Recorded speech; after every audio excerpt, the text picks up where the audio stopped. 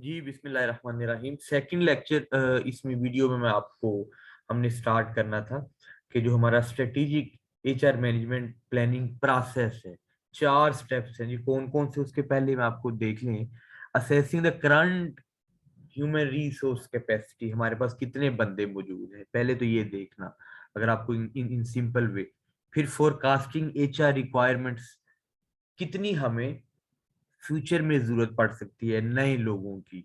Gap analysis और developing HR strategies to support organisational strategies. ये चारों को हम वन बाय वन पढ़ लेते हैं। These are not so difficult, simple ही है। जैसे कहता है assessing the current HR capacity, अभी मौजूदा कितने लोग हैं, उनकी क्या क्या स्किल्स हैं। ठीक है, जैसे वो हमें कहता है कि your skills inventory should go beyond the skills needed for the particular position. आपकी स्किल इन्वेंट्री, आपके पास स्किल्स एम्प्लॉयज में ज्यादा होनी चाहिए उस जॉब से जितनी उसने करनी है, कम अज कम। कहता है list all the skills each employ has demonstrated, जैसे रिक्रिएशन और वॉलंटियर एक्टिविटीज में involve special skills that could be relevant to organisation, या एजुकेशन लेवल्स एंड सर्टिफिकेट्स और additional training should also be included. Volunteer activities basically जिनमें आप as an employ अपनी मर्जी से पार्टिसिपेट करते हैं।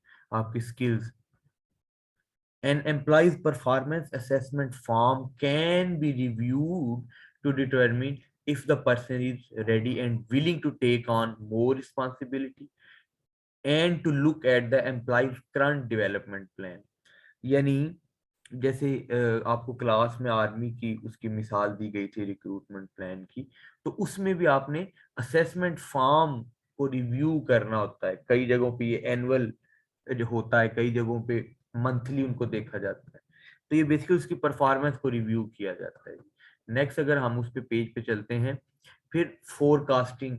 Basically when you are suppose to forecast, आपने प्रिडिक्ट जब करना है, तो कुछ क्वेश्चंस के आंसर मैं आपको सिंपली अगर बताऊं तो how many staff will be required to achieve the strategic goal of your organisation, कि कितने लोगों की हमें फ्यूचर में जरूरत होगी। What jobs will need to be filled, उनके रोल्स क्या क्या होंगे। What skill set will those people या दोज एम्प्लॉय नीड, कौन कौन सी स्किल्स चाहिए होंगी उस जॉब को करने के लिए। बेसिकली हर जैसे ये चाइल्ड केयर की जैसे अगर इन्होंने मिसाल दी है, तो उसमें हर एक में जैसे नर्सिंग का सर्टिफिकेट होना एक स्किल सेट है अच्छी। ठीक है, तो ये बेसिकली हाँ आपने फोरकास्ट करना होता है कि हमें किस तरह के किन स्किल सेट के लोगों की जरूरत होगी। फिर गैप एनालिसिस। गैप एनालिसिस क्या है? Determine the gap between where your organisation wants to be in future और अभी करंट कहाँ खड़ी है। इसके लिए जो कुछ क्वेश्चंस हैं, अगर इफ आई टेल यू, आपके माइंड में क्वेश्चंस हो तो आपको, what new jobs will we need, what new skills जो हमारे एचआर लोगों को, मुझे या मेरे एचआर लोगों को चाहिए होगी। Do our parent present employ have the required skill, या उनको भी इम्प्रूव करने की जरूरत है, उनको भी मजीद ट्रेन करने की जरूरत है जो मौजूदा लोग हैं हमारे साथ। Are employees currently in position that use their strength, आपकी स्किल्स इतनी पॉलिश है कि उनको यूज किया जा सके। Do we have enough manager और सुपरवाइजर्स, अगर छोटी छोटी टीम्स हैं तो उनको मैनेज करने के लिए आपके पास एक सुपरवाइजर होना चाहिए। या और current HR management practices adequate for the future needs, अगर हमारा एक अच्छी ऑर्गेनाइजेशन है तो उसको भी इस चीज को प्रिडिक्ट करना होता है कि क्या मैं अपने एम्प्लॉइज को, एचआर को इतना फायदा दे रहा हूँ कि मुझे फ्यूचर की जो है वो नीड्स फुलफिल करने के लिए ये काफी है। 6 माह 1 साल अगर इन्फ्लेशन भी होती है तो क्या उनकी पेज इतनी है। फिर नंबर 4 है developing HR strategies to support organisational strategy. ये जो हमारा लास्ट था कि हमने ऐसी ह्यूमन रिसोर्स की स्ट्रेटजीज बनानी है जो हमारी ऑर्गेनाइजेशन को भी सपोर्ट करे। तो इसके 5 स्टेप्स देख लें, उसके बाद मैं इसको यहाँ पे रोक लूंगा, फिर नेक्स्ट उसको रिकॉर्ड करके आपको वीडियो भेजता हूँ। जैसे कहता है कि ट्रेनिंग एंड डेवलपमेंट स्ट्रेटजीज, उनकी रिक्रूटमेंट से रिलेटेड। आउटसोर्सिंग, जब बाहर से आप एम्प्लॉयज को मंगवाते हैं किसी पर्टिकुलर प्रोजेक्ट के लिए, उसको आउटसोर्स कहते हैं, अभी हम देख भी लेते हैं। फिर कोलैबोरेशन स्ट्रेटजीज, जब कोलैबोरेट करते हैं आप, कुछ स्किल सेट अपनी, कुछ किसी और इंसान की स्किल सेट को यूज करके स्ट्रेटजीज बनाते हैं। फिर रीस्ट्रक्चरिंग, यानी ओवरऑल ऑर्गेनाइजेशन को री इंजीनियर कर दिया जाता है, चेंज कर दिया जाता है, इनोवेशन ऐसी आ जाती हैं। ट्रेनिंग एंड डेवलपमेंट स्ट्रेटजीज में the strategies include providing staff with training to take on new roles, उनको जॉब रोटेशन जैसे न्यू न्यू रोल्स में परफॉर्म करना आना चाहिए। फिर providing current staff with development opportunities that prepare them for future job in your organisation. Basically उसकी training and development की तरफ बात लेके जा रहा है। जैसे कह रहे हैं कि training and development needs can be met in a variety of ways. किस किस तरह से? जैसे कहते हैं one approach is for the employ to pay for the employees to upgrade this, उनको इंसेंटिव दें और उन्हें कहें जी आपने SPSS लेट सपोज या पीच ट्री सॉफ्टवेयर सीखना है, उनको लेकिन इंसेंटिव दें। दिस में involve sending the employees to take courses or certificates, or it may be accomplished through on the job training। दोनों तरीके हो सकते हैं, आप उनको इंसेंटिव दें, वो खुद सर्टिफिकेट ऑनलाइन या आप ड्यूरिंग द जॉब आवर्स उनको। फिर many training and development needs can be met through cost effective technique. बहुत कास्ट इफेक्टिव टेक्निक क्या है? बेसिकली सस्ते वेज में, जैसे अभी करंट सिनेरियो की बात करें तो ऑनलाइन आप बहुत से कोर्सेज कर सकते हैं। फिर रिक्रूटमेंट स्ट्रेटजीज, दी स्ट्रेटजीज इंक्लूड क्या आपने रिक्रूट करना है, किन किन स्किल्स के साथ, बेसिकली आपके एम्प्लॉयज में क्या क्या स्किल्स होनी चाहिए, उसकी उसके सर्टिफिकेट्स क्या होने चाहिए। जैसे वो कहता है each time you recruit you should be looking at the requirements from a strategic perspective, long term, ये नहीं कि 6 माह 1 साल के लिए आपने एम्प्लॉय को रखना है। For example, if your organization has several supervisors that are nearing retirement age, your recruitment strategy should include the recruiting staff with the ability to assume a supervisory role in near future। यानी अगर आपके ज्यादातर जो supervisor level के staff हैं retire होने वाले हैं, तो आप नए स्टाफ को लॉन्ग टर्म प्लान के साथ रखेंगे कि they are also suppose to play the same role. ठीक है जी। फिर outsourcing, these strategies include using external individuals or organizations to complete some task। For example, जैसे इसने यहाँ कहा हुआ है कि सम ऑर्गेनाइजेशंस आउटसोर्सेज HR एक्टिविटीज या कोई प्रोजेक्ट वर्क और बुक कीपिंग। जैसे आपको पता है बुक कीपिंग अकाउंटिंग में कहते हैं अकाउंटिंग एंट्रीज वगैरह करना। For example, payroll may be done by external organization rather than a staff person। वो पेज और इन चीजों को मैनेज करे, वो ऑर्गेनाइजेशन का अपना बंदा नहीं है। 1 माह के लिए आपने प्रॉपर एक छोटे से प्रोजेक्ट के लिए बुलाया। A short term project may be done using a consultant, कोई किसी खास फील्ड का कोई इंजीनियर है, आपने घर बनाना है तो उसको कंसल्टेंट के तौर पे। और specific expertise such as legal advice, जैसे आप लॉयर से लेते हैं, may be purchase from an outsource, वो आउटसाइड सोर्सेज जो एक्सपर्टीज है। ठीक है। उसके बाद कोलैबोरेशन, जैसे आपने कोलैबोरेशन का मतलब है कि the strategic HR planning process में lead to indirect strategies that go beyond your organisation. आप किसी और ऑर्गेनाइजेशन से कोलैब, जैसे कहता है by collaborating with other organisations you may have better success at dealing with a shortage of certain skills. कई skills जो आपके एम्प्लॉयज में नहीं है, आप उनके एम्प्लॉयज को के साथ कोलैबोरेट कर सकते हैं, sharing of skills. For example कहता है working together to influence the types of courses offered by educational mostly.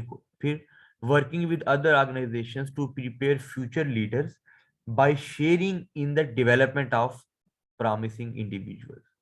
आप पर्सनल डेवलपमेंट की बेसिकली बात कर रहे हैं। फिर sharing the cost of training for groups of employees, आप ट्रेनिंग के लिए एम्प्लॉइज इकट्ठे जाते हैं और वो कास्ट को शेयर कर लेते हैं आपस में।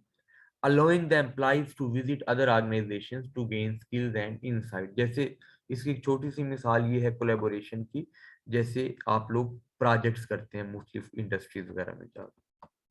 ठीक है जी।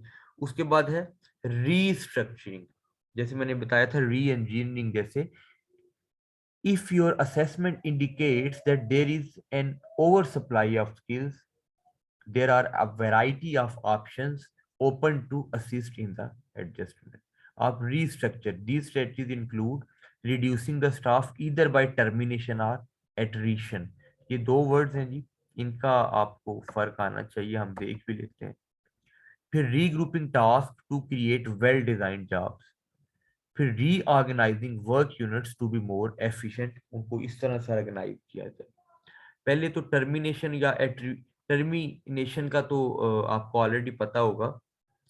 उसके इमीडिएट रिजल्ट है, कहता है termination of workers gives immediate result. Generally there will be cost associated with this approach depending on your employment agreement. आपका किस तरह का एग्रीमेंट है. अगर 1 साल का है तो आप उसको फौरन टर्मिनेट कैसे करेंगे. Notice period are guaranteed in all to ensure that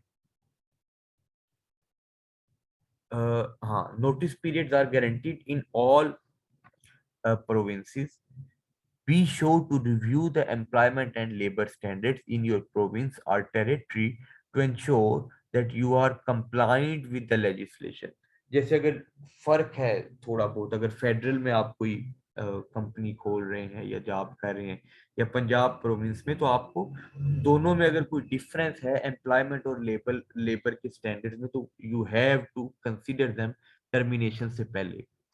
फिर termination packages are governed by case laws as well as by employment standards legislation, which only states the bare minimum to be paid. कितने आप उनको पैसे देंगे कि भाई इसके बाद you are terminated. Consult with the lawyer to determine the best approach to terminate packages. अगर आपको फिर उसके बाद एट्रीशन, थोड़ा सा फर्क है कि not replacing employees when they leave.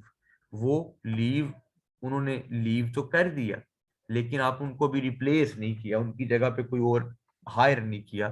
This is another way to reduce staff. The viability of this option depends on how urgently you need to reduce the staff. आपको 1 माह के लिए जैसे डेप्यूटेशन पे भेज दिया जाता है, it will mean that jobs performed in the organization will have to be recognized, so the essential work of the departing employees is covered. ताकि ये उसमें शो होता है कि वो उसका जो काम है वो हो रहा है, उसकी रिप्लेसमेंट के लिए न्यू इंसान की, न्यू एचआर ह्यूमन रिसोर्स की जरूरत नहीं है. फिर careful assessment of the recognized workloads of remaining employees should include an analysis of whether or not their new workloads will result in improved outcomes. अगर तो improved outcome नहीं है तो फिर उसकी new workload किस तरह से जरूरत ही नहीं. ठीक है जी. फिर it is important to consider current labor market trend, जैसे the looming skills shortage as baby boomers begin to retire. Baby boomers क्या है बेसिकली, जो 1970 75 70 के वक्त पैदा हुए थे, वो अभी ऑलमोस्ट 55 इतनी के एज के होकर रिटायर हो रहे हैं. Because there may be long term consequences if you let staff go. अगर आप वो स्टाफ उसी तरह से चला जाता है तो वो उन स्किल्स की, लूमिंग स्किल्स की, जैसे वो कपड़े की और वो ओल्ड वो फैसलाबाद में जैसे बहुत सी लूमिंग इंडस्ट्रीज है तो उसकी खास स्किल्स है. Sometimes existing workers may be willing to voluntarily reduce their hours, especially if the situation is temporary. जैसे कोरोना के दिन में वो कम अपने वर्किंग आवर्स कर लेते हैं, स्पेशली यूरोप में ये ट्रेंड ज्यादा है. Job sharing may be another option. The key to success कि भाई 5 दिन हफ्ते में 2 घंटे मैं जल्दी आ जाऊंगा और बाकी जो है 2 दिन आप. अक्सर जॉब ऐसी होती है जहाँ पे सैटरडे संडे ऑन होता है तो वो जॉब शेयरिंग हो जाती है. तो बेसिकली आपने इसको यहाँ तक मैंने अभी इसको इस वीडियो को रोका है कि यहाँ तक आप इसको एक दफा करें, फिर मुझसे शेयर करें, आई एम देयर, ताकि इन चीज़ों को आप प्रॉपर एक दफा अंडरस्टैंड करें. और क्लास में हमने इसको टेस्ट भी रखना है तो वो भी ज़रा प्लीज़ इसको लाजमी कंसिडर कीजिएगा.